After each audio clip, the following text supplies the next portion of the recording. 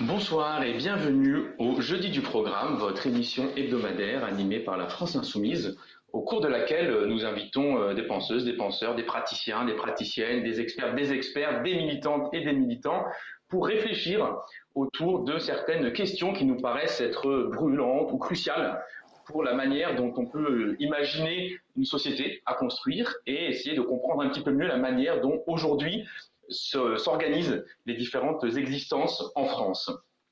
Ce soir, vous le savez, nous allons notamment nous concentrer sur la question des conditions d'existence des personnes en situation de handicap. En effet, cet enjeu est assez fondamental dans notre logiciel politique. Il faut bien sûr commencer par affirmer que la question du handicap n'est pas la question d'une déficience, mais le résultat de milieux de vie qui ne sont pas adaptés à toutes et à tous, et rappeler que la question du handicap n'est pas une défaillance de l'individu, mais bien un échec des institutions à se rendre accessibles et utilisables par toutes et par tous. En ce sens, le handicap, et c'est la raison pour laquelle ce soir nous nous arrêtons dessus, est une affaire publique qui met en jeu la dignité des personnes en situation de handicap, c'est-à-dire leur liberté et leur égalité avec les êtres humains. Pour en discuter ce soir avec nous de ces questions de liberté et d'égalité entre toutes et tous en France, nous recevons Pierre-Yves Baudot. Pierre-Yves, bonsoir. Bonsoir. Tu es professeur de sociologie à l'Université de Paris-Dauphine. Tu travailles notamment sur la sociologie des droits, les politiques de reconnaissance et d'accès aux droits, les formes de modernisation de l'État également, en les regardant souvent par le biais d'une population particulière qui est celle des personnes en situation de handicap. Et au titre de ces travaux, tu sièges au Conseil national consultatif des personnes handicapées. Tout à fait. Kevin, bonsoir. Kevin, tu es membre du collectif Le Prix de l'amour, qui est un collectif militant qui se bat contre la conjugalisation du calcul de l'allocation adulte handicapé. On va revenir sur cet enjeu de manière un peu plus approfondie ensuite. Un collectif donc qui est militant et expert, qui produit des informations en même temps qu'il tente de changer la situation et l'ordre des choses. Sur ton blog personnel et sur le site de l'association, vous publiez assez régulièrement différentes prises de position, analyses, articles qui renseignent la situation en France et permettent de mieux comprendre où on en est et surtout où on va. Anne-Sophie, bonsoir, merci beaucoup d'être là également. Anne-Sophie, tu es donc députée européenne insoumise, on ne te présente plus depuis 2019.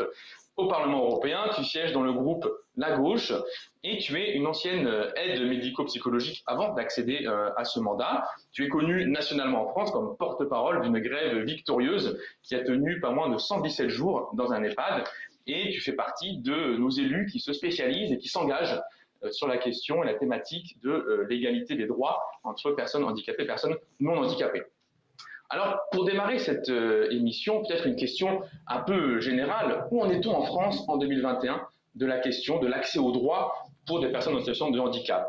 D'où vient-on? Comment est-ce qu'on a reconnu à certaines personnes en situation de handicap peut-être des droits ou en tout cas un accompagnement, un soutien spécifique? Pierre-Yves. Alors on vient de loin, c'est une histoire qui remonte au moins à la fin du 19e siècle avec l'adoption en avril 1898 de la loi sur les accidents du travail. Une loi qui va inventer donc le risque accident du travail et qui va permettre de définir une première population qui est la population des personnes donc accidentées au travail. On peut prendre une deuxième date, une deuxième période qui est la période de la Première Guerre mondiale, au cours de laquelle donc on va avoir un grand nombre de tués mais aussi un grand nombre de mutilés de guerre, blessés, invalides de guerre qui vont revenir à la maison après la guerre, après avoir sacrifié une partie de leur intégrité physique au service de la nation et qui vont collectivement, via des associations d'ailleurs qui politiquement peuvent être de droite ou de gauche, mais via des associations donc revendiquer auprès de l'État cette dette et placer l'État donc dans une position de créance. Et ces deux populations vont s'unir, mais elles vont aussi être en concurrence, les unes s'estimant plus à même d'obtenir gratification ou des politiques spécifiques pour elle. Et puis, cette histoire-là, globalement, elle nous emmène au début des années 1930, où ces deux populations s'entendent et on va finalement les évaluer de la même façon à l'aide des mêmes instruments d'évaluation, des guides barèmes, qui sont d'ailleurs peu ou prou ceux qu'on continue d'utiliser encore aujourd'hui pour l'évaluation de l'attribution d'une allocation adulte handicapé, et qui servent aussi, alors ils ont été modifiés en 1993, mais qui servent aussi à l'évaluation pour l'accès à l'allocation d'éducation de l'enfant handicapé. qui était auparavant appelée allocation d'éducation spéciale. Et puis, ces deux populations vont constituer l'essentiel de ce qu'on appelle, qui ne s'appelle pas encore, mais ce qu'on appelle aujourd'hui la population handicapée. Et à côté de ça, il va y avoir tout un ensemble de mobilisations associatives de parents et d'enseignants, d'enfants qu'on n'appelle pas encore handicapés, on va les appeler uniquement handicapés à partir de 1975, mais d'enfants inadaptés, et on va avoir un secteur de l'enfance inadaptée qui va se créer, dont les origines d'ailleurs remontent à la période vichysoise, comme l'a montré Michel Chaulière. Et puis 1975, les deux lois de 1975 vont rapprocher toutes ces populations, leur donner un nom, on va les appeler les handicapés, et la loi de 75 s'appelle une loi en faveur des handicapés, comme s'il s'agissait d'une concession faite à cette population. Et en 75 vient se greffer sur ces invalides du travail et ces mutilés de guerre, vient se greffer une autre population qui jusqu'alors n'avait pas vraiment de dispositif, hormis quelques charités municipales ou religieuses, qui n'avaient pas vraiment de dispositif de prise en charge, qui était une population qui était reconnue comme ne pouvant pas travailler. C'est-à-dire que les pauvres sont souvent, dans les politiques sociales, distingués en deux catégories. Le mauvais pauvre, c'est celui qui ne veut pas travailler, et le bon pauvre, c'est celui qui veut travailler mais qui ne le peut pas. Et les politiques à destination des personnes handicapées ont appris à cibler à différencier ces deux populations, et donc à identifier ceux qui ne peuvent pas travailler, et à ceux qui ne peuvent pas travailler en raison d'une situation qu'on va donc appeler de handicap, on va leur accorder, je dis accorder au sens vraiment, on va leur concéder une allocation qui est d'abord, alors il y a eu des mobilisations associatives massives d'une dizaine d'années, une allocation qui est d'abord créée en 1971, qui s'appelle l'allocation pour l'adulte handicapé, avant donc qu'elle prenne son nom définitif, enfin son nom actuel, en 1975. Et en fait, il s'agit là de la première prestation qui est versée à cette population, alors même qu'elle était reconnue comme ne pouvant pas subvenir à ses besoins par le travail. Donc on voit en fait 1975, c'est relativement tardif pour un problème public qui existe depuis quand même un certain nombre de siècles. 1975, c'est assez tardif, et il s'agit certainement de la dernière extension de l'État-providence sur un modèle salarial, c'est-à-dire sur l'idée de la protection du travail, vu que là, on va protéger des individus qui ne peuvent pas travailler, et c'est d'ailleurs toujours par rapport au travail, quand on regarde, quand on fait des statistiques sur comment sont classés les individus, enfin comment sont triés les individus par les maisons départementales des personnes handicapées, on s'aperçoit que la variable déterminante, ça reste toujours la variable du travail. Et donc, on vient de cette histoire-là, d'une agrégation de populations qui se retrouvent aujourd'hui labellisées de la même façon comme étant des personnes handicapées ou personnes en situation de handicap, mais qui en fait renvoient à des pathologies ou à des origines extrêmement différentes. Ça veut dire que la loi française, y compris celle de 2005, n'a pas complètement intégré l'idée d'une loi qui serait fondée sur des droits. C'est-à-dire des droits. C'est essentiellement parce que vous ne pouvez pas travailler que vous êtes considéré comme handicapé. Alors, c'est raconté là très très brièvement, mais ça permet au moins d'avoir un petit panorama historique rapide de là d'où nous venons. Et cette histoire assez française, elle a aussi un pendant, Anne-Sophie, au niveau européen. Ça fait l'objet de politiques, d'interventions de la Commission européenne, de travaux du Parlement européen. Comment ça se passe lorsqu'on traite de la question de l'autonomie des personnes en situation de handicap au niveau européen ? Alors d'abord, merci pour l'invitation. Je ne suis pas une élue qui se spécialise, puisque j'ai un métier qui s'appelle aide médico-psychologique, et donc j'ai travaillé avec des personnes en situation de handicap. Ça, c'était la première chose. Alors, comment ça se passe au niveau européen ? Les textes sont souvent très, très beaux, mais il y a quand même quelques difficultés qui perdurent, comme le fait de débloquer cette directive antidiscrimination, justement, qui parle des personnes en situation de handicap et qui est bloquée au Conseil depuis 2008. Alors, je me suis donné, en tout cas, comme but d'essayer et de répéter à chaque fois, dans toutes les commissions possibles et inimaginables, que quand on parle des personnes en situation de handicap, il faut se battre pour le développement déblocage de cette directive, parce qu'une directive, rappelons-le, c'est quelque chose qui se transpose après dans les droits nationaux, et c'est quelque chose qui finalement est une loi fait force d'actes législatifs. Au Parlement européen, il y a plusieurs possibilités. Il y a des rapports, mais des rapports ne sont pas contraignants. Il peut y avoir des résolutions, ça n'est pas contraignant du tout. Et puis là, nous avons un texte qui arrive de la Commission européenne sur sa stratégie 21-27 concernant les personnes en situation de handicap. Alors, sur les mots, les textes, enfin, sur les papiers, les textes sont très beaux, les mots sont très intéressants et sont extrêmement louables. Mais par exemple, quand on est en commission PETI, puisqu'actuellement c'est le dossier que je travaille en ce qui concerne les personnes en situation de handicap et les leçons que nous apportent finalement les personnes en situation de handicap dans le domaine des pétitions, on voit par exemple que sur des groupes très libéraux, nous n'arrivons même pas à avoir un sujet consensuel. On se bat quand même pour la carte d'invalidité ou de personnes en situation de handicap européenne.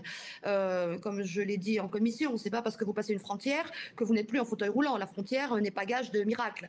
Donc c'est quand même aberrant de voir que dans l'Europe, eh bien, si vous êtes en situation de handicap en France, vous n'êtes peut-être pas reconnu comme ça en Belgique ou dans d'autres États membres. Donc, rien que ce combat-là est difficile à obtenir.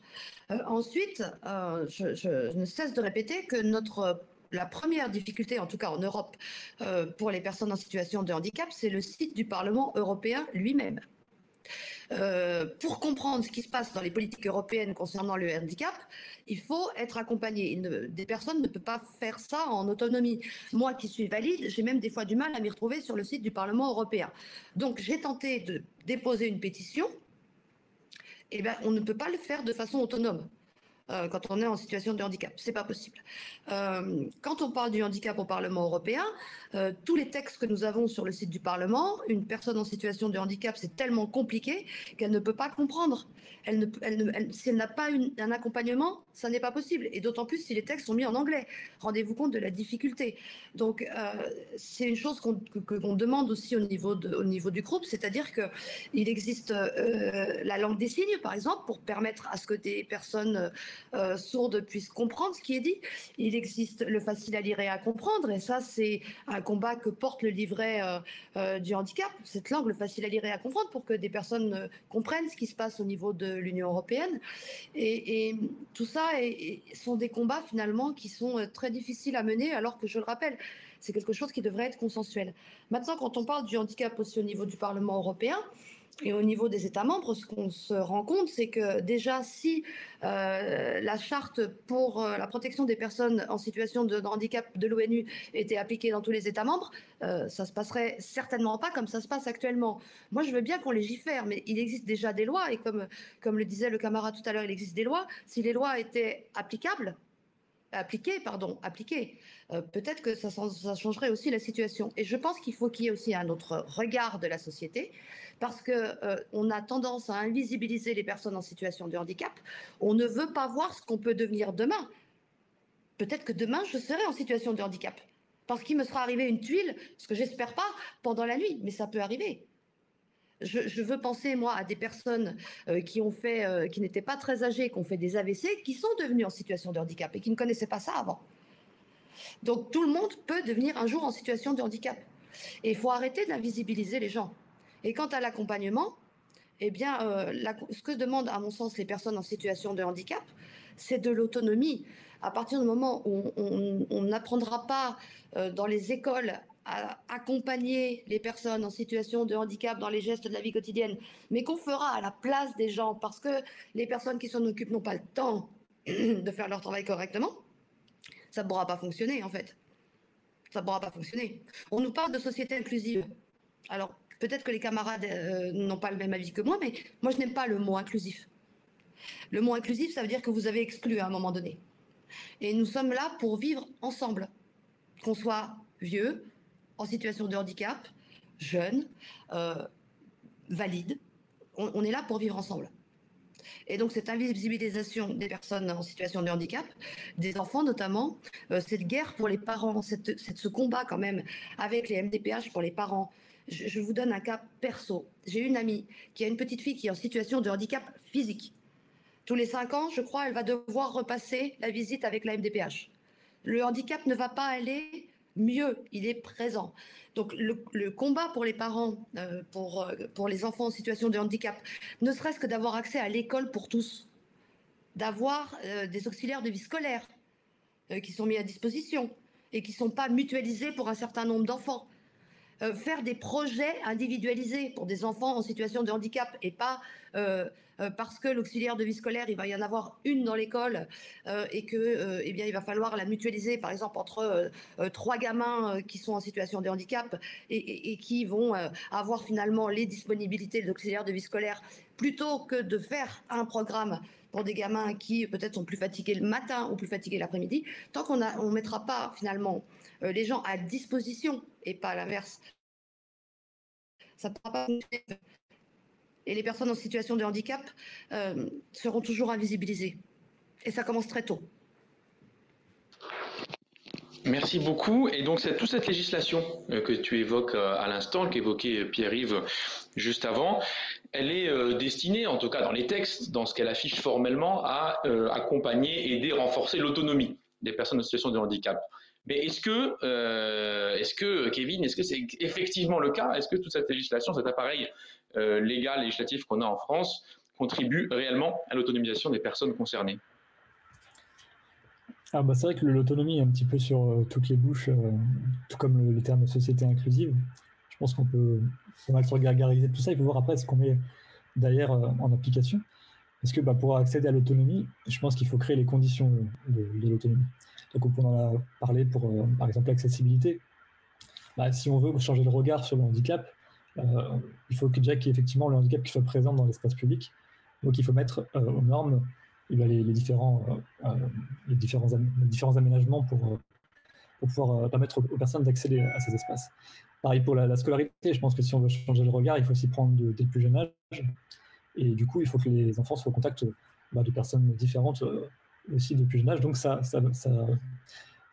consiste aussi à donner des moyens, comme le disait notre collègue, pour accompagner ces enfants et ce qu'ils soient présents.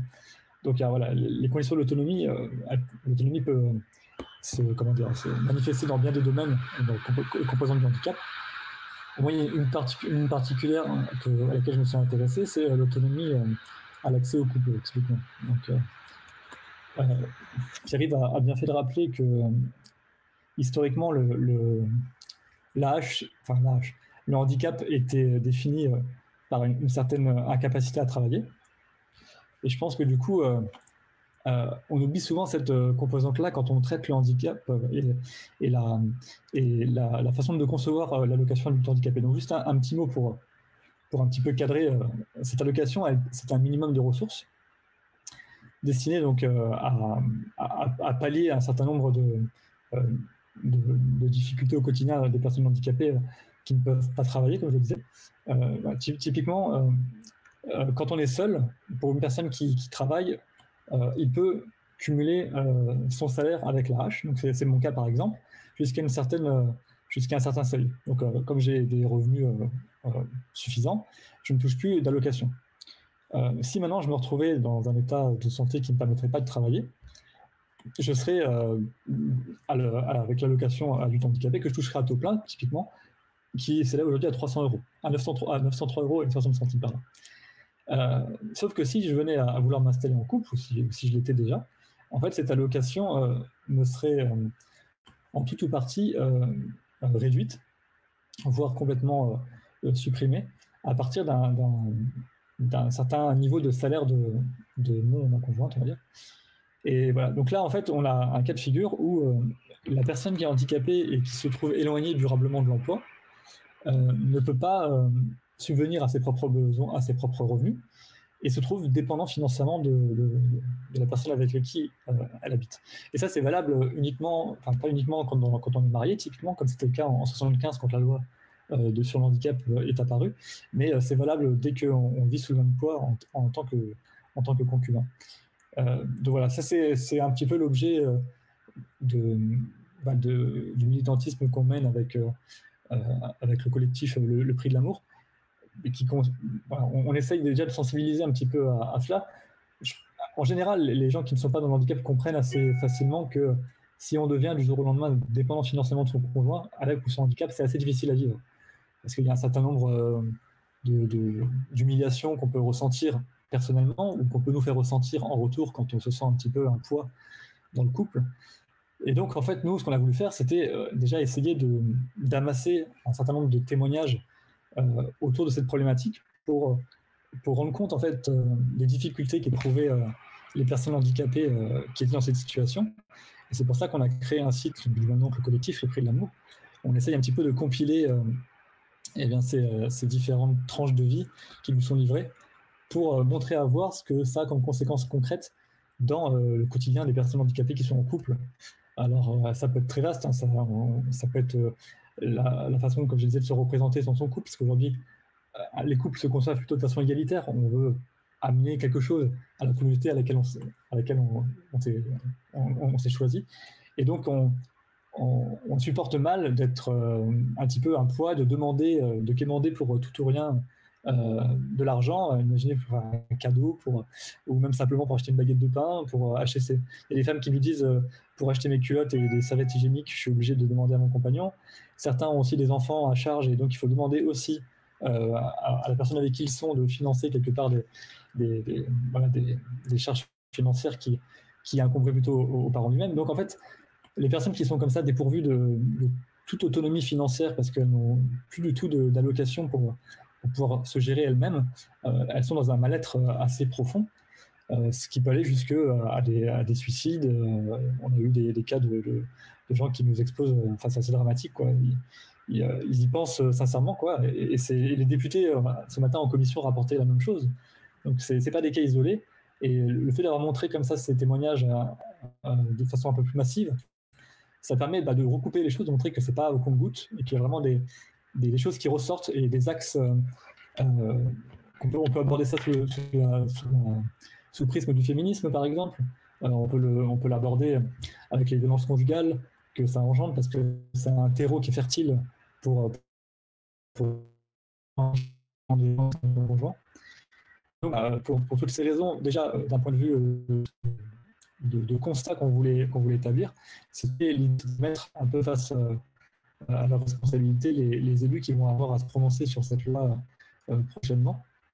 Et ensuite, dans un deuxième temps, on essaie évidemment aussi de donner des argumentaires en faveur de la déconjugalisation. On pourra peut-être y revenir par la suite, mais là, voilà, pour le contexte, l'autonomie dans le couple et l'autonomie financière passe aussi du coup par une réflexion sur la nature de l'allocation handicapé et voilà, sur les projets de vie et la définition d'autonomie qu'on veut conférer justement à cette population. Pas seulement sur un volet médical, où par exemple la PCH a été créée spécifiquement pour ça, pour pallier à des difficultés en aide humaine et aide technique.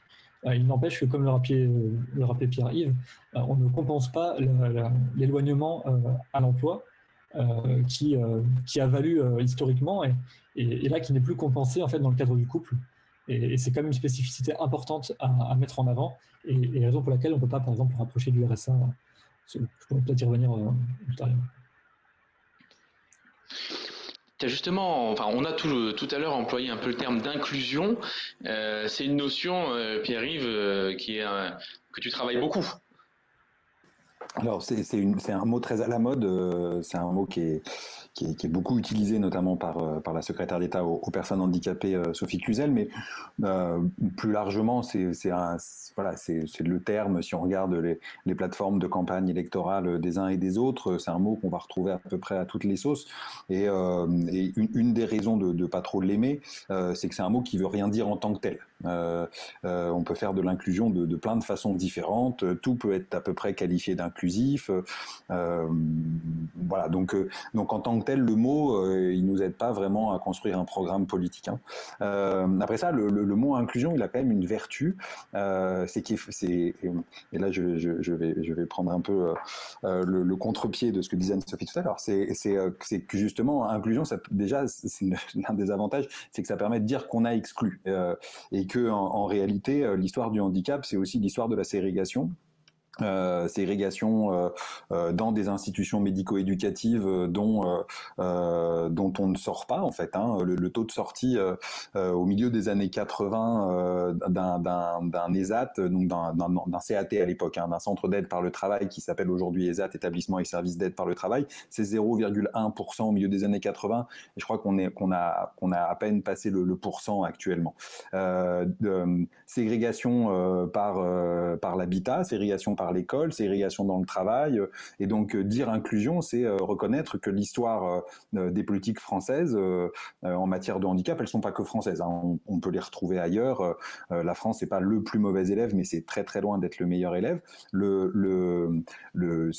Voilà, dire inclusion, c'est dire exclusion en fait, et ça permet aussi de reconnaître le sort que les politiques publiques ont et continuent à, en dépit des mots d'ordre très vertueux qui sont lancés à droite et à gauche, que les politiques françaises ont réservé aux personnes handicapées. Donc ça, c'est un apport quand même significatif de cette affaire. Donc en plus, c'est inclusion, c'est un mot qu'on peut utiliser, et je rebondis sur ce que disait Kevin à l'instant, notamment sur la question des mobilisations sur la déconjugalisation de la hache, qui sont des mobilisations assez extraordinaires en fait, quand on regarde ce qui s'est passé pour le Sénat qui a adopté, Kevin, tu me rediras la date, mais je crois que c'était au début du premier semestre de cette année, du fait de la mise en ligne d'une pétition sur le site du Sénat qui obtient 100 000 signatures, et par le jeu des majorités sénatoriales qui font que LREM n'est pas majoritaire au Sénat et que donc les Républicains peuvent s'en servir pour dire regardez, nous on agit sur le handicap. Donc ce petit jeu politicien, qui est nécessaire pour faire avancer des causes, c'est pas le problème. Eh bien, on a une modification, enfin en tout cas une proposition substantielle, assez révolutionnaire en réalité, parce que comme le dit Sophie Cluzel, pour s'opposer à ce projet, ce serait remettre en cause tout le fonctionnement des minima sociaux, ça veut dire toutes les politiques sociales françaises qui sont des politiques familialisées, c'est-à-dire où la famille est l'institution support, l'institution de soutien primordial.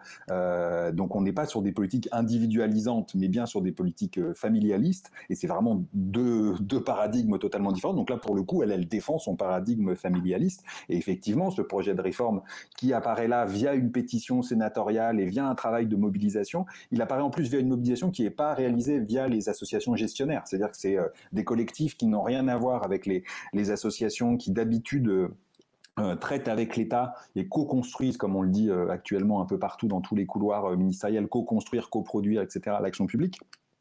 Et pour le coup, là, on a des associations qui sont des petits collectifs militants, beaucoup fondés sur Internet, sur des réseaux, etc., sur de l'expertise propre, sur la capacité, je pense au travail qu'a fait Kevin sur les modalités de calcul de la hache et les graphiques qu'il donne pour expliciter comment ça marche, etc.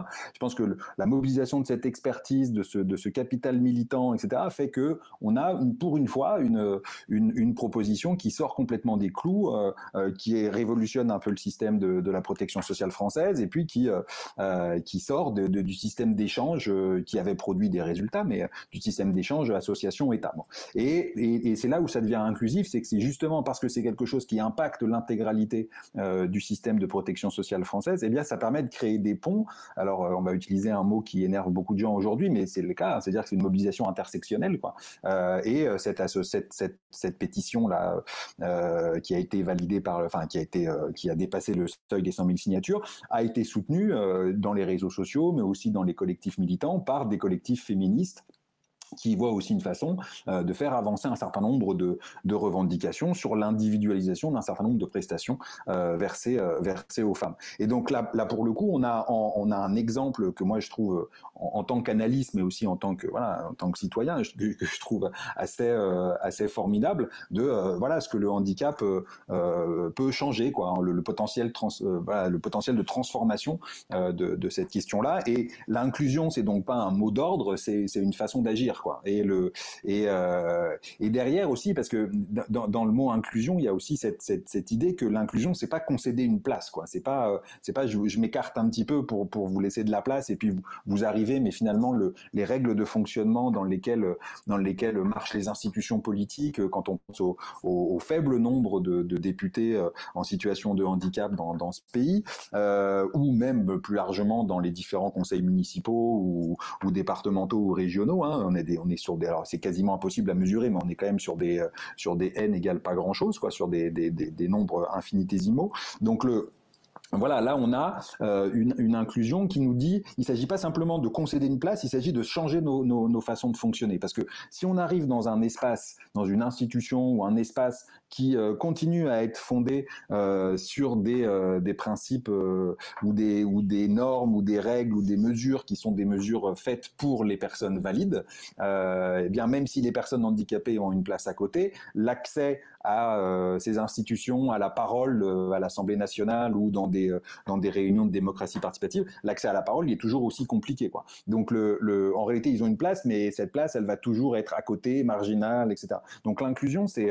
bien au-delà de ce que dit Sophie Cluzel. C'est pour ça que c'est une notion qu'il ne s'agit pas de jeter à la poubelle, hein, du tout. Si on la charge politiquement, cette notion elle nous emmène assez loin. Elle nous dit interrogeons-nous sur les principes avec lesquels nous fonctionnons, posons en amont de chaque organisation de réunion, de chaque texte écrit, de chaque voilà, posons le principe de l'accessibilité et demandons-nous si nous sommes en train de faire quelque chose qui est réellement inclusif, auquel tout le monde pourra participer de la même façon. Donc c'est pour ça que cette notion d'inclusion, en réalité, même si elle pose pas mal de problèmes, notamment parce qu'elle veut plus rien dire, si on la charge et si on la définit un peu, je pense que politiquement, en réalité, on peut en faire quelque chose.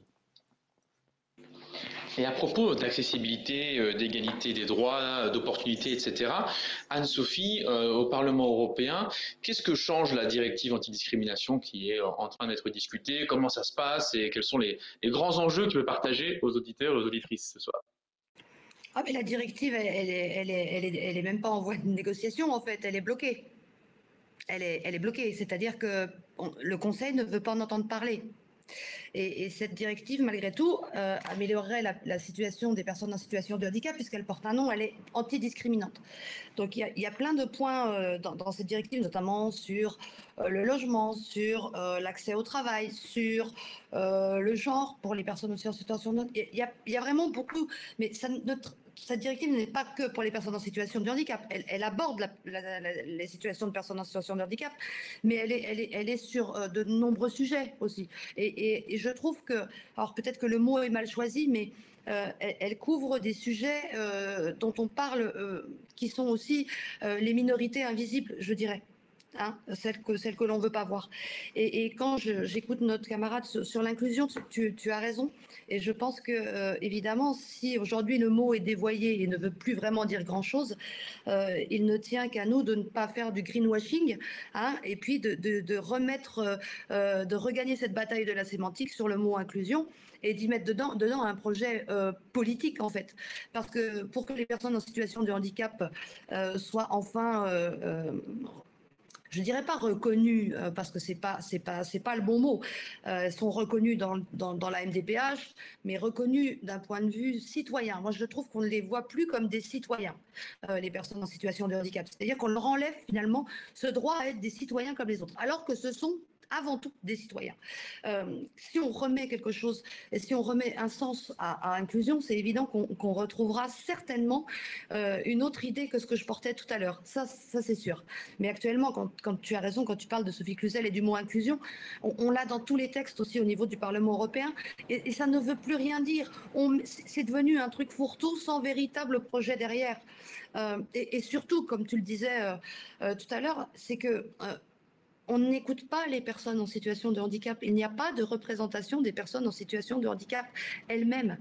Au Parlement européen, nous avons par contre la chance d'avoir un certain nombre de députés en situation de handicap. Et nous avons la chance d'avoir un groupe parlementaire au Parlement qui porte vraiment des sujets parce que notre président de groupe, par exemple, est en situation de handicap. Alessandro Moledo, il est en situation de handicap. Nous avons aussi des interprètes qui sont en situation de handicap. Nous avons des interprètes en langue des signes. Nous avons ce groupe où siègent des députés en situation de handicap et des députés valides. Donc, ce qui permet d'avoir une voix qui est portée. Et ce groupe est très soutenu au niveau du Parlement. On essaie quand même de porter des amendements ou des choses comme ça. Par exemple, je vais prendre, ça dévie un petit peu, mais je suis sur un dossier sur l'itinérance des téléphones portables. Ça peut toucher tout le monde. Et sur ce dossier, j'ai reçu des propositions d'amendements de ce groupe interparlementaire handicap qui nous dit tout le temps attention, n'oubliez pas non plus les personnes en situation de handicap et l'itinérance sur les téléphones portables, c'est extrêmement important. Pour le certificat vert numérique, le groupe nous a dit attention, est-ce qu'il va être accessible pour les personnes en situation de handicap? Attention, regardez. Et c'est vrai que nous, on a cette chance-là, en tout cas, et aussi d'auditionner des personnes en situation de handicap directement grâce au groupe. On a la chance aussi de pouvoir discuter avec des commissaires directement grâce au groupe parce que bon, ils n'osent pas répondre non quand même, hein, quand le groupe handicap les invite. C'est malvenu de répondre non. Et ce qui permet à ce que les personnes soient entendues. Maintenant, elles sont entendues. Est-ce qu'elles sont écoutées? J'en sais rien. Parce que sur l'Europe, les projets politiques pour le handicap, c'est assez compliqué. Et je reviens sur le fait de ce que disait notre camarade aussi tout à l'heure sur une pétition qui gagne via la mobilisation. Je pense que là aussi, on ne permet pas au niveau européen à ce que les personnes en situation de handicap puissent se mobiliser. J'en parlais tout à l'heure sur les pétitions. On ne leur permet pas en fait de se mobiliser. Quand on apprend que même le Parlement européen sur certains bâtiments ne sont pas accessibles à des personnes en situation de handicap, on se dit mais ils sont bien jolis leurs textes. Mais si le Parlement n'est déjà pas accessible, ça va être compliqué. Moi, je rêve un jour qu'on puisse avoir une personne en situation de handicap qui prenne la parole à la place d'un député en plénière sur un sujet sur le handicap. Moi, je rêve, c'est pas possible, mais c'est aussi ça qu'on devrait voir et qu'on devrait entendre. Des personnes qui savent ce dont elles ont besoin et pas nous, des politiciens qui sommes juste des porte-voix et qui essayons de nous battre. Je peux peut-être rebondir sur ce qui vient d'être dit. Si volontiers, vas-y. D'accord. Justement, en fait, nous, on a été même surpris d'ailleurs que la mobilisation un peu 2.0 qu'on a menée suite justement à la perspective du vote du 17 juin et de la façon dont on s'est construit en tant que collectif, en fait, on a un petit peu découvert qu'il y avait un terrain qui était pas suffisamment exploité, qui est celui des réseaux sociaux, en fait. Parce que comme l'accessibilité n'est pas encore au rendez-vous partout, et c'est vrai que la manifestation le 13 juin, c'est toute une organisation et une aventure pour aller à Paris quand on est en situation de handicap. Du coup, là, on a, si vous voulez, on a un terrain sur lesquels on a réussi un peu à se positionner et avoir un écho assez important. Rien que la pétition, quelque part, qui a été mise en place, c'est la première fois dans l'histoire qu'une pétition passe les 100 000 voix comme ça, donc, sur la plateforme du Sénat. Donc c'était quand même symboliquement intéressant. Et nous, on s'est construit un petit peu à la jonction de différents groupes Facebook au départ, dans lesquels il y avait des échos, mais disons qu'on n'arrivait pas trop à se fédérer tous ensemble, mais on avait des thématiques communes. Donc ça, plus les témoignages mis en commun, on se rendait compte qu'il y avait des matériaux si vous voulez, qui étaient puissants en fait, pour servir de levier politique et pour pouvoir interpeller aussi les différents députés. C'est bien que vous voyez, on a été avec Cécile, qui est la personne avec qui on a fait le collectif au départ, on a été auditionné par la commission des affaires sociales. Donc ils étaient intéressés par justement un peu par notre expertise sur le sujet, qui émanait, comme disait Pierrick, au départ de simples citoyens, mais comme l'information est tellement opaque en fait sur sur les, on va dire les canaux un petit peu traditionnels. Rien que sur le fonctionnement de l'AH, je veux dire, c'est une boîte noire que même les personnes de la CAF ont du mal à expliquer. Moi, j'ai bataillé pas mal au départ pour essayer de défricher un petit peu ce terrain-là. Et l'information, c'est aussi l'accès à l'autonomie, quelque part. Donc, nous, on essaie de se faire le relais pour ceux qui ont eu la chance déjà d'avoir un petit peu une formation, des billes pour pouvoir décrypter tout cela. On a mis des choses en commun. Anne-Cécile, elle est sociologue, par exemple, donc elle décrypte des choses plus dans son domaine. Moi, le côté maths, bon, j'arrive un peu jouer avec les calculs, effectivement, et puis après, on essaye de rendre ça un peu ludique. Et puis, en fait, il y a aussi, c'est le bottom-up. On a mis en place un sondage des différents députés sur leur proposition, enfin leur vote à venir le 17 mars. On tient un fichier Excel où on va demander à chacun d'aller interpeller en son nom par mail ou dans les espaces pour les séances parlementaires, de façon à ce qu'on puisse se faire une idée du rapport de force, pouvoir aller voir ceux qui ne sont pas encore convaincus de la nécessité de changer la loi, pour discuter avec eux. Là, je reviens tout à l'heure à 14h, on a échangé pendant 1 heure avec une députée LREM pour lui faire part de notre analyse aussi, parce qu'il y a des choses qu'il ignorait. Voilà, donc en fait, on commence à voir que par ce biais-là, on peut trouver une sorte d'inclusion un petit peu indirecte aussi, qui sort des canaux des grandes associations, mais qui n'en a pas moins de portée politique finalement. On a aussi cette liberté quelque part d'esprit, on n'est pas un petit peu le cul entre les chaises parfois, parce que avec l'État, il y a des fois, entre les grandes associations et les États, c'est compliqué, c'est des grosses usines à gaz avec une certaine inertie. Voilà. Donc dans le processus d'inclusion, c'est un processus, chez Regardou, on parle assez bien. On essaie de lutter contre l'exclusion, donc on essaie de ramener aussi un peu au centre du jeu des choses qui concernent les personnes handicapées, qu'elles s'expriment aussi en leur nom. C'était ça aussi l'idée, de donner la parole directement aux personnes concernées, et ensuite d'être en partenariat avec les différents politiques pour changer les choses, quoi. Et pour terminer peut-être sur l'inclusion, sur le terme, moi, qui m'intéresse plus spécifiquement, j'avais écrit un billet qui s'appelle « Le manifeste pour l'accessibilité de la vie de couple ». Donc là, je mettais un petit peu justement cette inclusion dans la vie de couple, en fait, qui aujourd'hui est entravée par un mode de calcul qui est délétère, comme j'ai essayé de l'exposer sur les conséquences. Je voudrais donner juste quelques raisons pour illustrer ce qui bloque encore actuellement du côté du gouvernement. Alors, il a été évoqué par Pierre-Yves que ça pouvait être subversif dans le sens où on pourrait remettre en cause des fondements, disons, des modèles d'État-providence qui prévaut jusqu'aujourd'hui. C'est vrai qu'il existe par exemple le modèle social-démocrate qui est plus axé sur l'individu. On pourrait aussi mettre sur la table le revenu universel, qui est aussi quelque chose qui, dans la gauche, fait débat. En fait, nous, un peu plus modestement, si vous voulez, on n'a pas voulu s'inscrire dans ces grands débats de société qui me semblent vraiment nécessiter un gros débat de fond pour le coup. Et étant donné que la déconjugalisation était pour nous une urgence par rapport aux situations concrètes que je vous décris, on voulait essayer de voir comment est-ce que, en l'état actuel, on pouvait inscrire ce projet de déconjugalisation en fait en déjà là, en fait. Et on a essayé, par exemple, de montrer qu'est-ce qui fait les sont dans une certaine spécificité de traitement, parce qu'il y a souvent le droit commun qui est mobilisé par Sophie Cluzel, mais le droit commun, ça ne veut pas dire grand-chose, parce qu'on ne peut pas traiter de manière indifférenciée des gens qui sont dans des situations qui ne sont pas communes, en fait. Donc ça, c'est le principe d'Aristote. Je veux dire, à situation inégale, on fait le traitement inégaux, ce qu'on appelle l'équité, en fait. Donc pour cela, on est obligé parfois de prendre en compte le fait que oui, on ne peut pas mettre sur le même plan une personne qui n'est pas en capacité de travailler d'une personne qui, par exemple au RSA, qui est dans une situation qui est temporaire et qui est censée revenir à un moment donné vers l'emploi.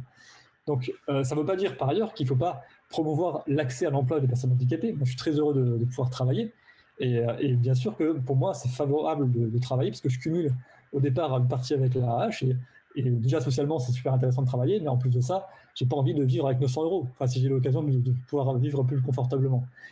Donc, à ce niveau-là, on ne peut pas opposer ces choses-là. Je pense qu'il faut faire tout pour que les personnes handicapées puissent accéder à l'emploi, mais avoir aussi en tête que même si on levait tous les freins en de discrimination à l'embauche, d'aménagement des postes, et aussi du fait que les entreprises ne veulent pas toujours honorer leur devoir de recrutement, eh bien, malgré tout, il restera un seuil incompressible de personnes qui ne peuvent pas être employables. Et pour cela, en fait, il faut leur garantir un certain degré d'autonomie. Donc là-dessus, la comparaison RSA et AH est caduque. Et pour moi, je la rapprocherais plus de la pension d'invalidité qui, elle, n'est pas sous condition de ressources, pour le coup, mais qui est dans une approche contributive. Mais là aussi, il y a des gens qui ont contribué à un moment donné, qui se sont retrouvés après, comme le disait notre collègue, on peut avoir un handicap qui nous tombe sur le coin de la figure un jour, et puis on n'est plus en mesure de pouvoir travailler. On a cotisé un temps, mais on n'est pas éligible forcément à la pension d'invalidité. Donc en fait, les choses sont floues. Et puis enfin, je dirais qu'il y a un certain nombre d'objections qui sont déjà présentes à ce que certains appellent, donc, sur le côté familialiste, pour rebondir là-dessus, le principe de subsidiarité, à savoir que c'est la solidarité familiale qui doit primer sur la solidarité nationale. Ça peut être un principe de notre État-providence qui vaut pour la plupart des minima sociaux, mais dans le cadre du handicap, il y a un certain nombre d'entorses qui ont été faites. Je pense notamment, parce que Pierre-Yves l'a cité, à l'allocation pour les enfants, qui est versée aux parents, mais qui ne dépend pas des ressources des parents. On part du principe que c'est là pour combler des frais de santé et aussi donc, des frais inhérents à un handicap en fait, qui doivent être pris universellement par la société. Donc il y a ce cas des parents. Il y a aussi quand on retourne chez ses parents, on peut conserver son AH à taux plein. Et quand on est en couple, ce n'est pas le cas. Donc c'est quoi le message? Est-ce que c'est plus naturel de vivre chez ses parents? Là aussi, il y a un manque d'autonomie, une infantilisation qui est sous-jacente en fait, dans les conséquences. Je ne dis pas que c'est intentionnel, mais... Et par exemple, d'autres cas aussi qui permettent de montrer que c'est pas un principe qui est intangible, sur lequel on ne pourrait pas transiger, si vous voulez. C'est que le cas de la grande dépendance, qui est peu connu, il y a une clause d'exception qui a été acquise là aussi par la lutte de petits collectifs au départ, et je pense notamment à Marcel Must qui avait fait une grève de la faim et qui a permis d'accéder à une clause particulière d'exception pour qu'il puisse salarier son épouse sans perdre son AH, c'est-à-dire que son épouse était son auxiliaire de vie, elle était rémunérée par de l'argent de la PCH, et cet argent-là, qui était donc une composition du foyer, n'impactait pas l'AH de la personne qui est en grande dépendance. Mais alors, où est-ce qu'on met le curseur? Parce qu'entre dépendance et grande dépendance, c'est tout un continuum. Donc il faudrait essayer d'éclaircir un petit peu tout ça, et on voit bien qu'il y a des choses qui sont assez arbitraires dans la façon de poser le débat à ce sujet, et que je crois que pour l'autonomie des personnes handicapées, si on est juste pragmatique, et c'est ce qu'on essaye de faire là, eh bien, on éviterait un petit peu le côté trop philosophique parfois, et on essaierait de mettre en place, comme a été proposé par le Sénat et par Philippe Mouillet, on essaierait de mettre en place un régime qui permette de ne pas faire de perdants aussi, en proposant des mécanismes compensatoires, et faire en sorte que les gens puissent simplement vivre décemment avec une autonomie financière. Voilà. J'étais un peu long, excusez-moi pour... Mais non, au contraire, de toute façon, c'est toujours une question passionnante. Donc, notre seul regret est de ne pas avoir plus qu'une heure et demie, pas passer ensemble pour échanger dessus. Alors, depuis le début de l'émission sur le cas français, on s'est beaucoup notamment concentré sur la question de l'AAH, donc l'allocation adulte handicapé. Mais est-ce qu'il s'agit de la seule prestation qui vient en soutien à des personnes en situation de handicap? Pierre-Yves, est-ce qu'on pourrait peut-être évoquer rapidement la prestation de compensation du handicap, l'allocation d'éducation de l'enfant handicapé? Est-ce que c'est des choses qui sont plus satisfaisantes, ou est-ce qu'elles souffrent un petit peu peut-être des mêmes tares ou des mêmes fragilités, faiblesses que l'AAH? Alors, sur la question du handicap, en fait, il y a un grand nombre de prestations. Kevin évoquait tout à l'heure la pension d'invalidité qui, en fait, relève pas complètement, ça dépend de comment on considère le problème, mais relève pas complètement du champ du handicap. Par exemple, c'est pas les maisons départementales des personnes handicapées qui traitent les pensions d'invalidité, c'est géré par la Sécu. Donc, en fait, c'est un peu ce que j'essayais de dire au tout début, en ouverture de cette émission, c'est de dire que voilà, on a une agrégation de dispositifs, que chaque dispositif a, on peut dire, sa philosophie ou sa raison d'être, ses propres barèmes, ses modalités d'évaluation, les commissions ou les instances qui décident, et que trouver un sens commun à tout ça est inutile. C'est-à-dire, ça répond à des objets ou à des histoires, en fait, et à des histoires de mobilisation souvent qui sont très différentes, disparates, et qu'il n'y a pas forcément de lien commun. On parle de personnes en situation de handicap, depuis tout à l'heure, mais en réalité, on parle d'histoires de vie ou de situations de vie qui sont extrêmement différentes.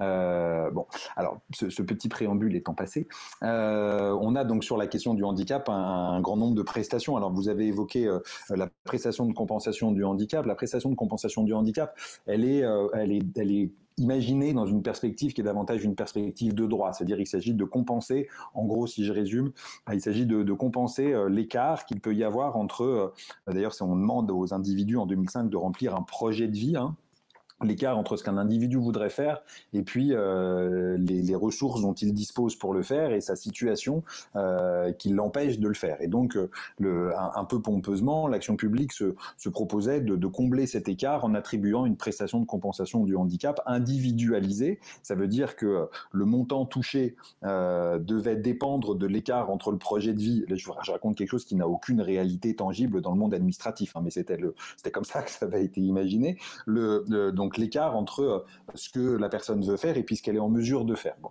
Elle est individualisée et elle est universelle, cette prestation. Ça veut dire qu'elle est officiellement pas placée sous condition de ressources. En fait, il y a un plafond, mais qui est déjà placé assez haut et qui ne concerne qu'une partie des revenus, donc les revenus mobiliers, etc. Donc c'est en réalité une prestation quasi universelle et individualisée. C'est quand même en soi déjà un changement de philosophie par rapport à l'optique catégorielle de l'AAH. Et puis, Kevin l'a dit tout à l'heure, la PCH, ça ne vient pas combler l'écart de revenus lié à la difficulté du travail. C'est lié à d'autres dimensions. La PCH, par exemple, n'intervient pas du tout pour financer des aides au poste en entreprise. C'est pas la PCH qu'il faut mobiliser. Ce qu'il faut mobiliser dans ce cas-là, c'est l'AGFIP, l'association de gestion du Fonds d'insertion des personnes handicapées. Ça c'est pour le monde du privé et pour le monde du public. Pour le monde du public, il faut faire appel au FIPHFP, le Fonds d'insertion des personnes handicapées dans la fonction publique. Bon. Donc le but, l'idée de la PCH, alors qui est individualisée, c'est de pouvoir distribuer des montants de prestations qui varient en fonction des projets. Ce qui fait qu'on a un niveau moyen de PCH qui est relativement élevé, il est à plus de 1 000 euros par mois, mais en réalité, ça correspond essentiellement à des situations de handicap qu'on appelle dans le monde administratif des situations de handicap plus lourdes et qui correspondent pas forcément à une situation de handicap relativement banale. Il y a des batailles importantes sur les grilles d'évaluation, le montant des plans d'aide, puisque c'est quelque chose qui est financé par l'État et par les conseils départementaux, sachant que la part que donne l'État pour financer la PCH n'a pas évolué depuis 2006. Et que tout ce qui vient en plus, c'est les conseils départementaux. Et que ces conseils départementaux sont soumis, comme beaucoup d'institutions publiques, à cette idée que il faut contrôler ses dépenses, etc. Et que donc il y a eu un effort, notamment autour de la crise des subprimes de 2008, après un effort de rétractation de ces plans d'aide. Donc la PCH, sur le plan de la philosophie, c'est plutôt une prestation qui est une prestation branchée sur l'idée de droit et de compensation, et pas vraiment une prestation qui vient compenser un manque à gagner lié au travail.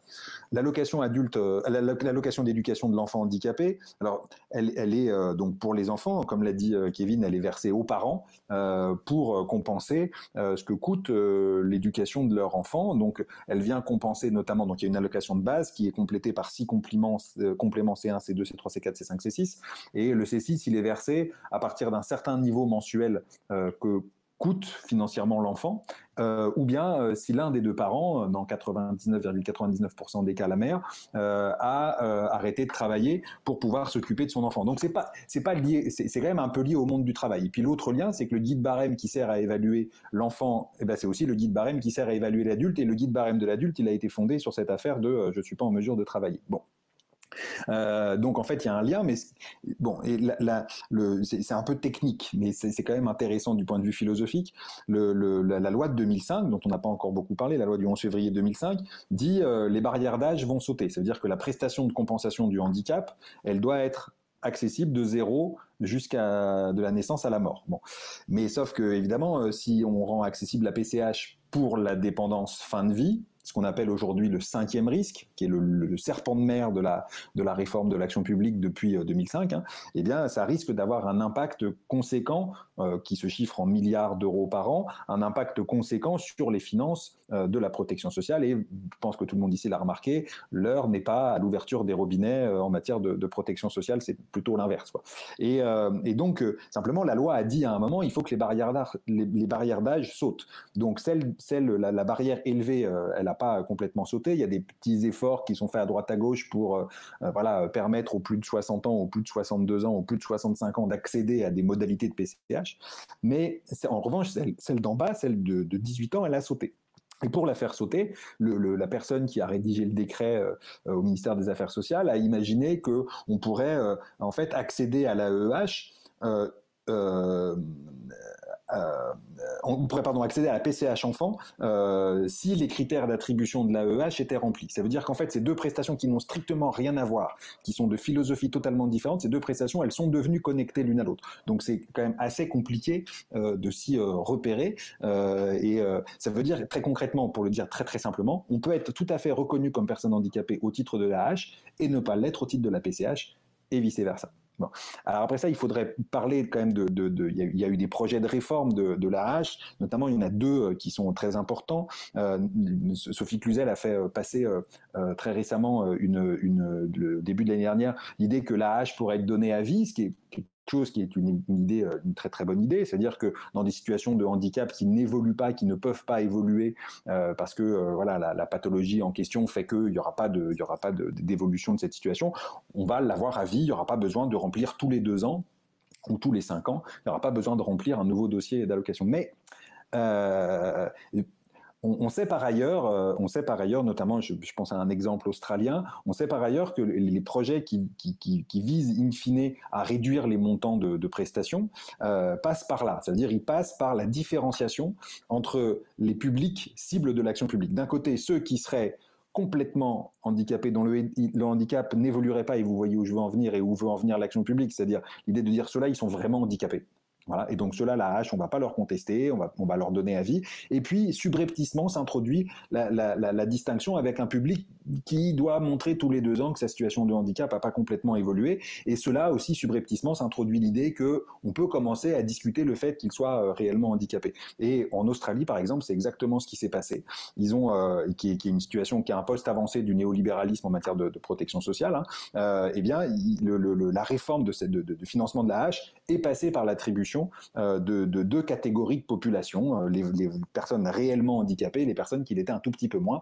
Et à partir du moment où on commence à travailler comme ça, il est beaucoup plus facile en fait de travailler à une réduction des prestations. Et puis il y a un deuxième point, Kevin l'a souligné, depuis 2005, il est possible de cumuler la hache avec des revenus issus du travail dans un pourcentage qui doit être de 110% du SMIC, je crois, ce qui est une très bonne chose, mais ce qui répond en fait en réalité à une politique d'activation, c'est-à-dire à une idée que il faut remettre les personnes bénéficiaires de minima sociaux au travail, dont les personnes handicapées, et ça c'est des politiques d'activation, et elles ont pour effet potentiel aussi de remettre en cause l'idée que ces personnes qui sont définies par le fait qu'elles ne peuvent pas travailler puissent finalement travailler à partir du moment où on leur offre la possibilité. Et là aussi, c'est un sujet d'interrogation, ça veut dire que le travail est une forme d'émancipation, voilà, mais est-ce que la seule forme d'émancipation possible?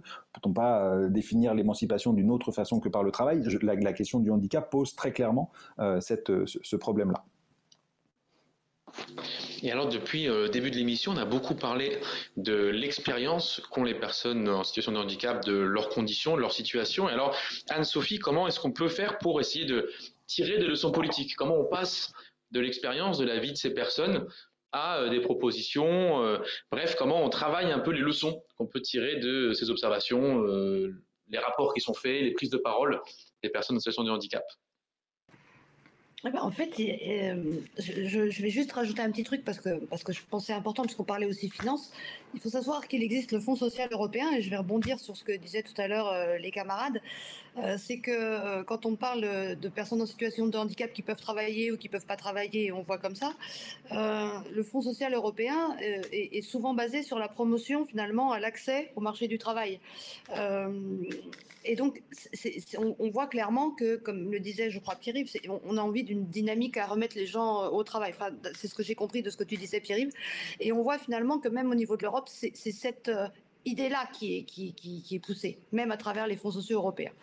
Alors, à ta question, comment est-ce qu'on fait pour avoir après, pas des projets politiques, mais en tout cas défendre les personnes en situation de handicap le mieux qu'on peut à travers cette jungle qu'est le Parlement européen? Tout simplement, on les a écoutés, on les écoute de l'expérience d'aide médico-psychologique, des témoignages, j'en ai eu à l'appel, des besoins, j'en ai vu à l'appel, parce que j'étais avant aussi aide à domicile, hein, j'ai pas tout de suite été aide médico-psy, et quand une aide à domicile, eh bien vous vous retrouvez face à des enfants par exemple qui sont trisomiques ou des jeunes autistes, ou eh bien, vous voyez quelles sont les difficultés, parce que moi-même j'en avais, puisque la première que j'ai rencontrée, c'est que je n'avais pas été formée. Et ce qu'on défend, c'est aussi bien la formation des personnels. Ce qu'on défend au Parlement européen, dans d'autres commissions, c'est aussi de penser aux personnes en situation de handicap, mais de penser aussi aux aidants familiaux. On en a parlé un petit peu aussi tout à l'heure, les aidants familiaux. On défend le fait qu'on a vécu les difficultés des personnes en situation de handicap. On a vécu les difficultés d'accessibilité quand dans une ville, par exemple, il n'y a que des trottoirs très hauts, et parce que ça m'est arrivé en tant qu'aide médico-psy, des trottoirs très hauts, que vous avez un fauteuil roulant et une personne en situation de handicap, et que c'est extrêmement difficile. Donc, on défend aussi l'accessibilité. On défend le fait de pouvoir communiquer avec des personnes en situation de handicap. M'étant occupée d'une jeune fille sourde, c'est comme ça que j'ai appris la langue des signes. Donc, on défend le fait que, eh bien, si on veut juste penser à eux et les écouter, il faut pouvoir communiquer.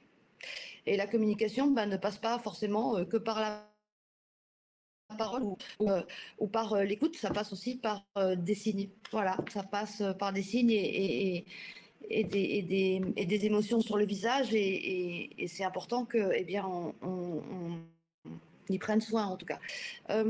Comment on fait aussi pour défendre? En fait, l'expérience que j'ai avec les personnes en situation de handicap, je les ai des enfants aux jeunes, aux adultes et aux personnes âgées. Donc, le handicap, on le défend à tous les âges aussi. On défend aussi nos camarades, parce que je pense à Odile Morin et ce qu'elle a vécu au tribunal de Toulouse.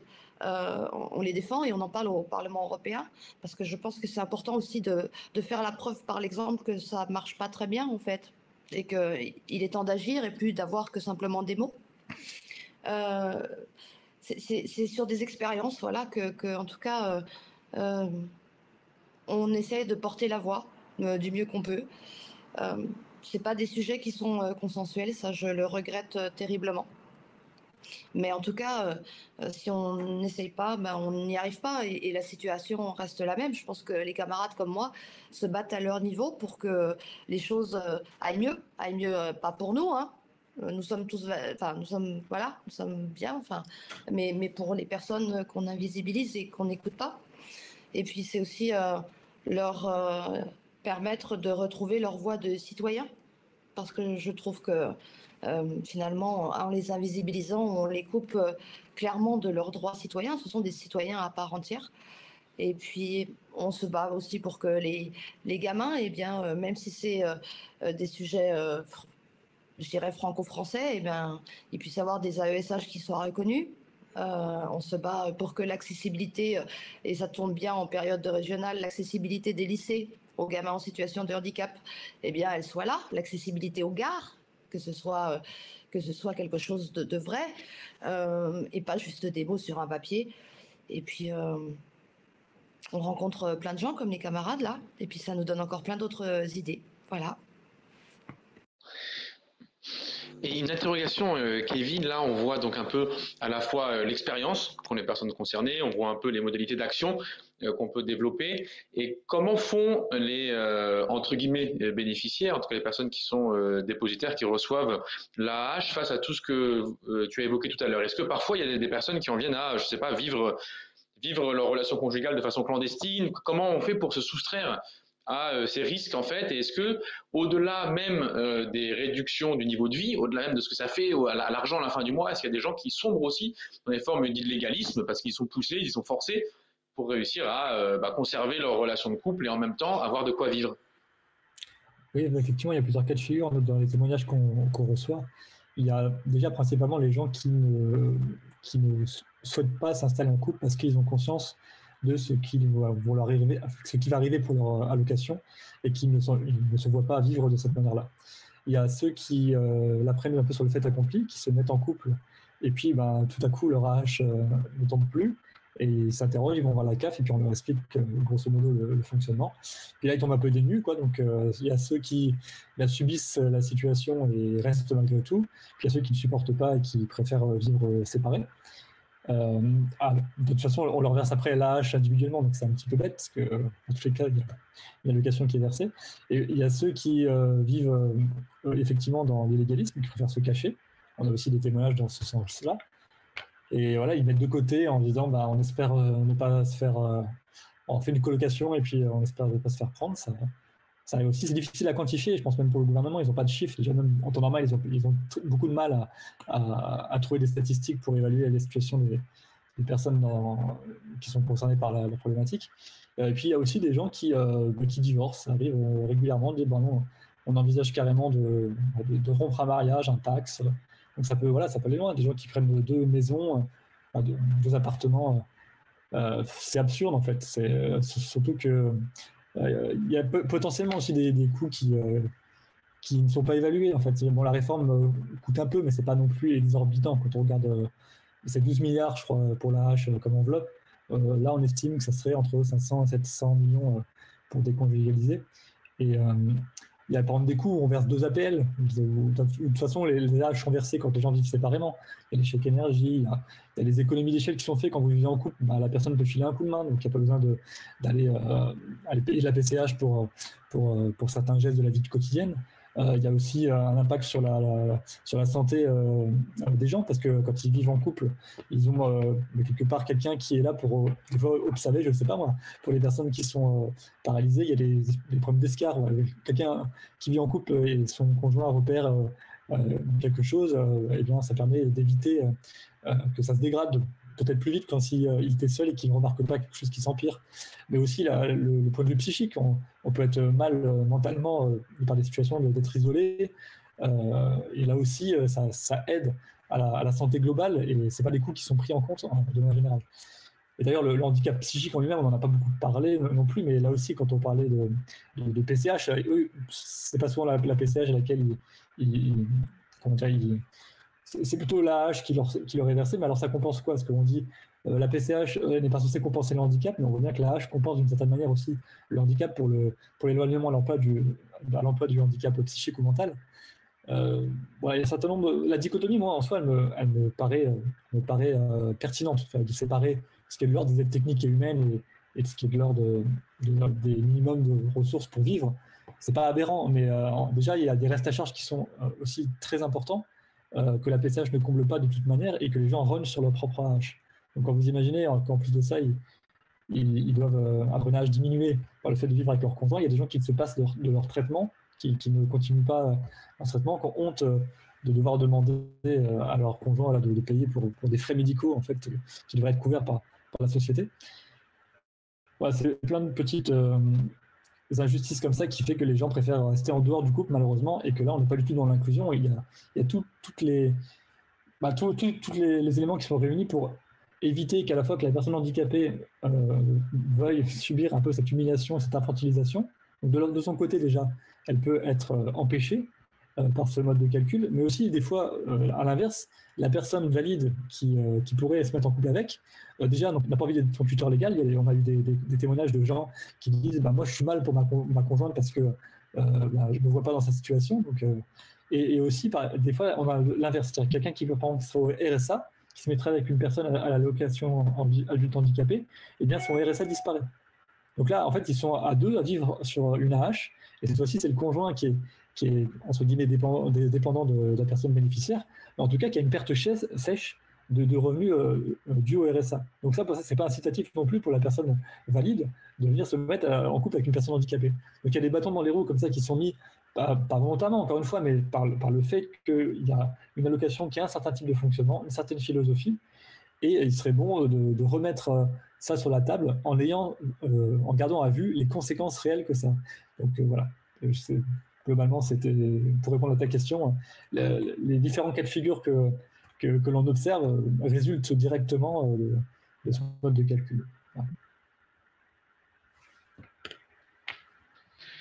Et sur cette question qu'on évoque là, donc de la manière dont les personnes réussissent à vivre et survivre en fait vis-à-vis des prestations qui sont censées leur octroyer une certaine autonomie, est-ce qu'on peut revenir peut-être Pierre-Yves sur la manière dont on accède à ces prestations, c'est-à-dire quelles sont peut-être les barrières, les choses qui bloquent, qui peut-être, je ne sais pas, empêchent certaines personnes qui pourraient être éligibles ou bénéficiaires de réellement déposer leur demande et ou toucher l'argent en fin de compte.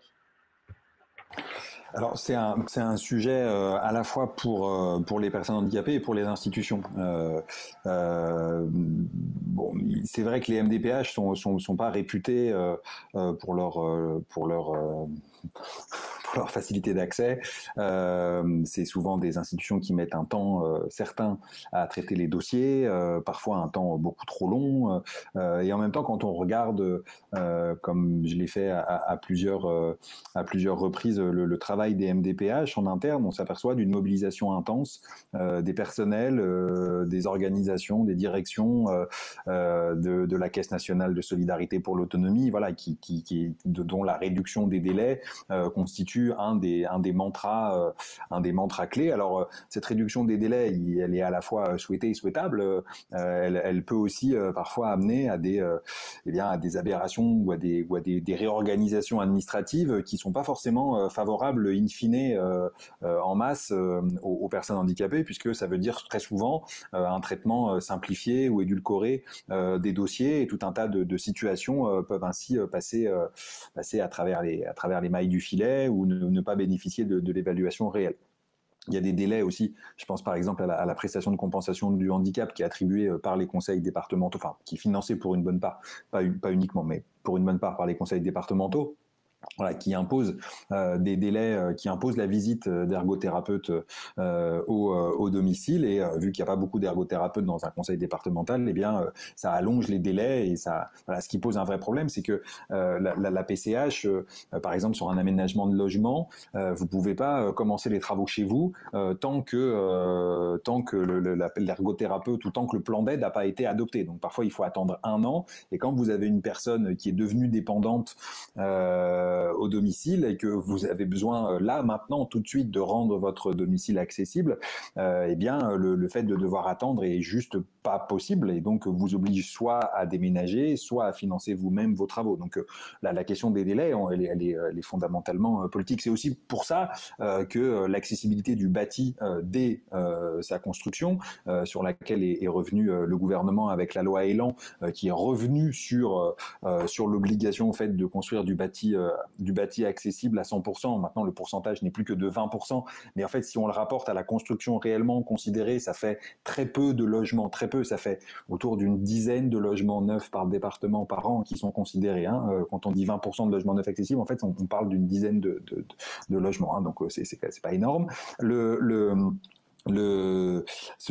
L'accessibilité du bâti, elle permettrait en partie d'avoir à régler cette question des délais sur la PCH. Bref, sur l'accès au droit, alors il y a un maquis administratif, il y a eu un travail de simplification des formulaires, un travail de simplification de l'information, de mise en accessibilité. Il y a plusieurs MDPH qui sont désormais, on peut remplir les formulaires en ligne, donc il y a un travail institutionnel, mais il reste quand même ce sentiment qui n'est pas qu'un sentiment, qui est une réalité d'une administration qui est lourde, pesante, et dont les différentes composantes sont pas facile à saisir de l'extérieur. Je me rappelle quand je suis arrivé en tant que chercheur dans une MDPH pour comprendre comment ça marchait, c'est quand même assez particulier, quoi.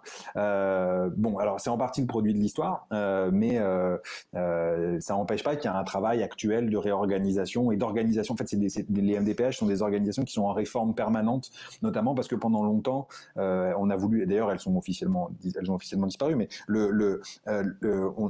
elles luttaient pour leur survie, et donc elles étaient obligées de se réformer en permanence, de modifier leurs procédures en permanence, et elles empêchaient les usagers d'acquérir ce minimum de capital administratif qui permet en général de s'en sortir face à une administration. Et après ça, il est très dur de mesurer le non-recours, puisque en fait, il faudrait les MDPH évaluent et enfin, c'est pas elles qui payent directement, c'est la CAF qui paye sur la hache, mais elles évaluent et elles donnent accès à des droits. Et donc en réalité, elles définissent la population cible. A priori, il est très dur de savoir qui pourrait y prétendre et n'y a pas accès, puisque c'est la MDPH qui décide qui est handicapé, et donc à partir de là, qui y a accès. Donc le calcul des taux de non-recours est assez complexe. On a des contentieux assez faibles, mais qui sont liés à des procédures un peu complexes et à la méconnaissance que je comprends entièrement, parce que c'est quand même de la méconnaissance des tribunaux des contentieux de l'incapacité, que je pense personne, enfin très peu de gens connaissent dans ce pays. Il n'y a pas de jurisprudence, voilà. Donc le taux de contentieux est très très faible. Le taux de médiation l'est également. Il y a très peu de recours. Alors que quand il y a des recours, ils sont souvent gagnants, quoi. Donc et en plus l'accès à la MDPH et aux droits ne s'effectue pas uniquement. C'est pas uniquement une démarche usagée. Les établissements dans lesquels vivent les enfants ou les adultes handicapés effectuent très souvent les demandes pour leurs résidents, et l'autre caractéristique qui est massive, hein, c'est sur la reconnaissance de la qualité de travailleur handicapé, la RQTH. Je passe sur l'intérêt de la RQTH, mais la reconnaissance de la qualité de travailleur handicapé, c'est souvent l'entreprise qui contacte directement la MDPH, et souvent les MDPH avaient ce qu'ils appelaient des lignes partenaires, c'est-à-dire des numéros de téléphone dédiés qui étaient donnés aux entrepreneurs pour leur permettre de les contacter plus rapidement et d'obtenir pour un de leurs travailleurs une RQTH qui permet ensuite de les compter dans la fameuse obligation d'emploi des travailleurs handicapés, le fameux quota de 6%, qui depuis 1986 est imposé aux entreprises et aux services publics depuis 2005, de 6% donc de travailleurs handicapés dans les entreprises. Et donc là, c'est les entrepreneurs les patrons qui appellent directement ou les RH qui appellent directement les MDPH pour avoir une reconnaissance de qualité de travailleur handicapé. Donc les voies d'accès, elles sont multiples, des droits qui sont compliqués à saisir, un travail d'organisation qui est en permanence changeant. Voilà, on comprend que le panorama soit un peu difficile à saisir, et que le découragement et la sensation de parcours du combattant, qui est la formule souvent utilisée pour décrire le rapport à la MDPH, soit la formule utilisée communément pour parler du rapport à la MDPH. Est-ce que je peux... Oui, vas-y, juste avant que nous passions à la conclusion de cette émission. Je te laisse la parole, vas-y. Ok. Non, c'était juste pour dire que sur le côté, effectivement, un peu usine à gaz, c'est vrai que c'est un travail qui n'est pas facile du tout. Moi, je connais mieux la CAF, mais voilà, pour le fait de... Il y a des gens qui sont dans des situations qui, par exemple, perçoivent des montants de salaire qui ne correspondent pas à ce qu'en théoriquement ils sont censés attendre. Ils nous font part de leur étonnement de ne plus recevoir d'allocation adulte handicapé à partir d'un montant de, par exemple, 1 500 € pour leur conjoint, alors que normalement, jusqu'à 2 200 €, ils peuvent en toucher. Et c'est très variable. Il y en a, ils disent 1 700, 1 800. Donc on ne sait pas trop. Parfois, peut-être les déclarations sont...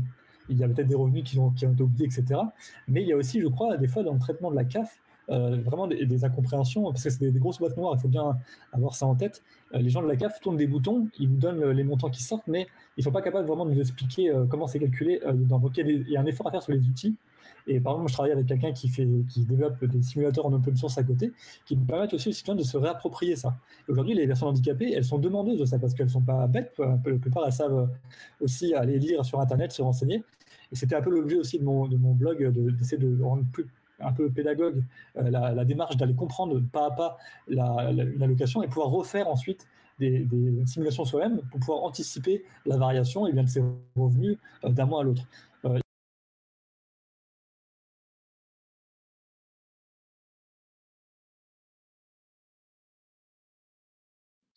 On ne t'entend plus, tu as ton micro qui s'est désactivé. Oh, pardon, excusez-moi. Et voilà, tu es de retour parmi nous.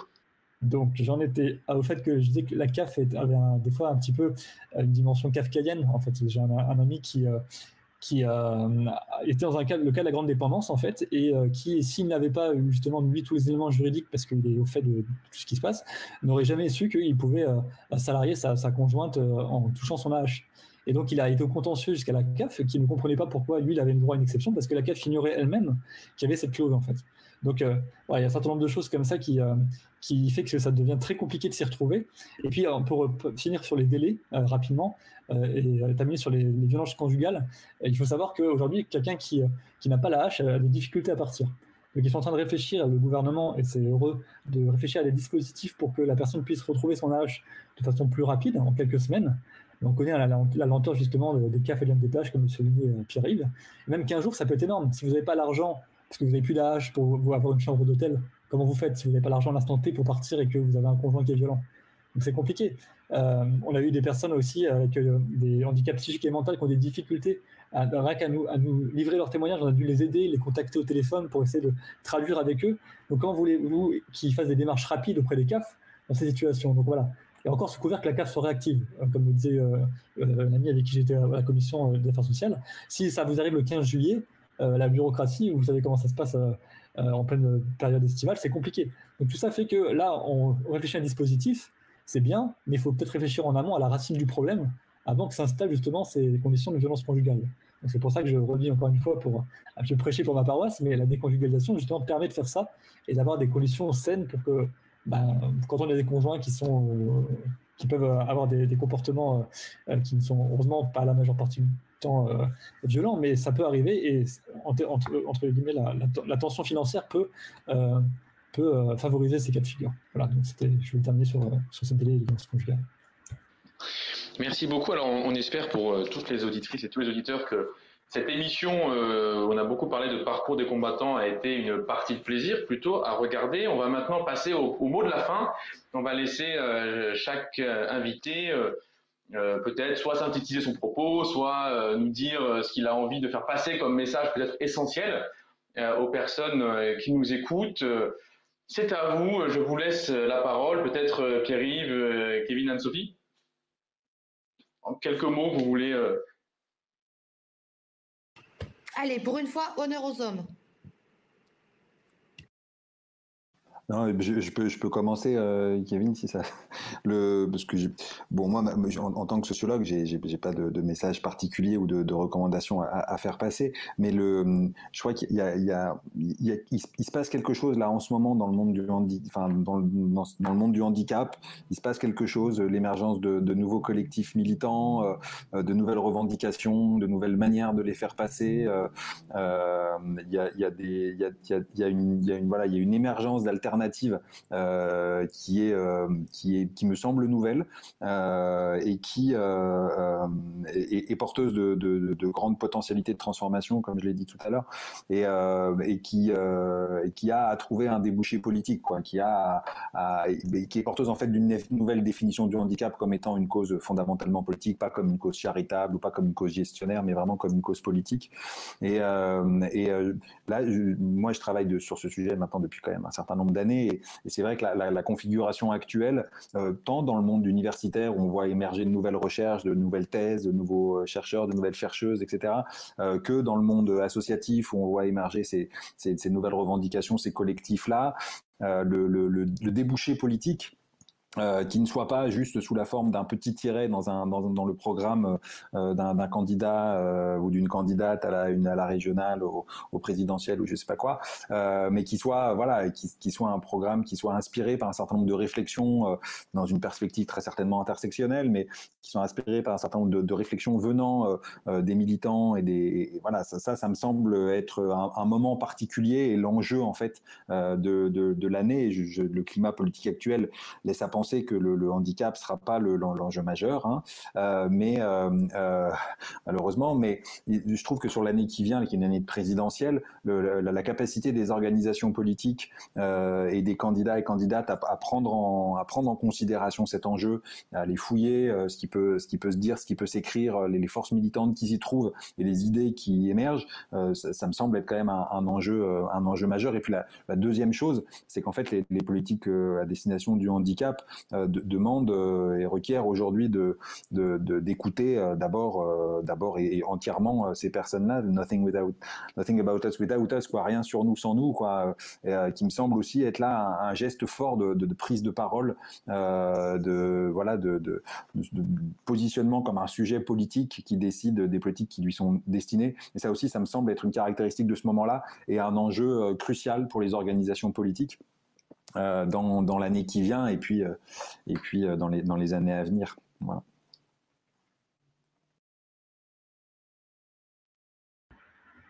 Donc, si je comprends bien, c'est à moi d'enchaîner.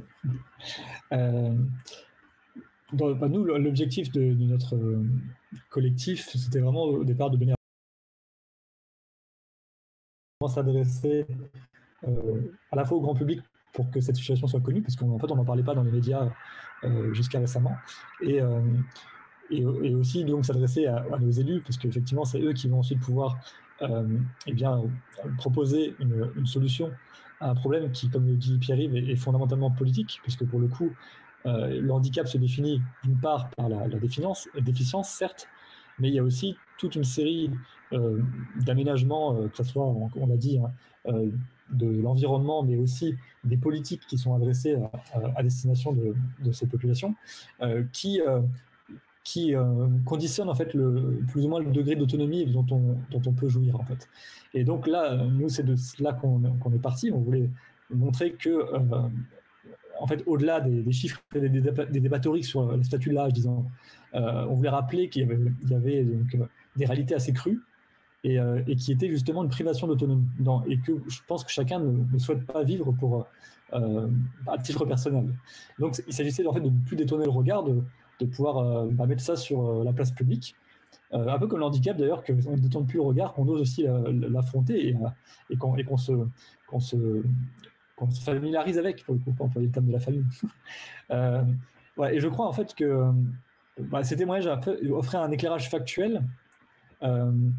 Et voilà, quelle que soit la solution envisagée, on sait que le statu quo aujourd'hui ne peut plus perdurer dans l'accès au couple pour les personnes handicapées. Donc, il faut qu'ils trouvent une solution maintenant en termes politiques. Nous, on peut faire des propositions allant dans ce sens et on sera là pour essayer de se saisir aussi de ces questions, de faire passer ça dans nos communautés pour expliquer, pour qu'il y ait un peu un bouillonnement, parce qu'on essaye aussi de débattre entre nous, de voir ce à quoi chacun aspire. Donc je crois qu'en plus d'une recherche d'autonomie, on fait aussi dans la démarche même une preuve d'autonomie quelque part, dans ce militantisme un petit peu nouveau. Donc c'est intéressant, c'est vrai que c'est une période qui est à double... à double sens, quoi. On recherche l'autonomie dans les finalités politiques, mais aussi je crois qu'on y fait preuve d'une certaine mesure. On a voulu redonner en fait aussi de la dignité donc aux personnes handicapées qui elles n'avaient pas la parole en fait dans l'espace public.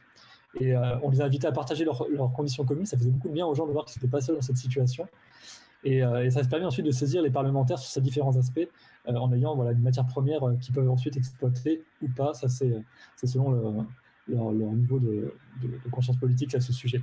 Nous, c'était le sens de notre démarche et j'ai voulu communiquer un petit peu là-dessus ce soir avec vous. Et c'est une parlementaire qui a le dernier mot, Anne-Sophie. C'est une aide médico-psy aussi qui a le dernier mot. C'est mon métier, aide médico-psy. C'est vraiment je voulais remercier Pierre-Yves et Kevin parce que franchement, vous donnez en tout cas plein de pistes pour que nous, parlementaires, on puisse avoir pas que des tirets sur des programmes, mais avoir des vrais projets, je dirais, individualisés, j'aime assez, et pas des projets de groupe qui n'iraient pas à tout le monde finalement. Je pense que la question du handicap, elle est centrale et en fait, la question du handicap, c'est la question de quelle société on veut demain, quoi. Est-ce qu'on veut une société du vivre ensemble ou est-ce qu'on veut une société de la Startup Nation où les âgés, les personnes en situation de handicap ou autres minorités eh bien, n'auront pas le droit d'être des citoyens à part entière. C'est, je pense, une question qu'il faut aborder dans nos programmes, et il faut aussi peut-être, je m'avance un peu, mais j'assumerai en tout cas, il faut aussi que nous, on puisse présenter des gens, des candidats qui sont en situation de handicap, comme il faut présenter des personnes âgées dépendantes, comme il faut présenter des femmes, comme il faut présenter des personnes LGBT, comme il faut présenter, enfin, la société d'aujourd'hui, elle est diverse, elle est diversifiée, et c'est aussi à nous, politiciens, et mouvements politiques, et je dis pas ça parce que je suis députée, je dis ça parce que je le pense sincèrement.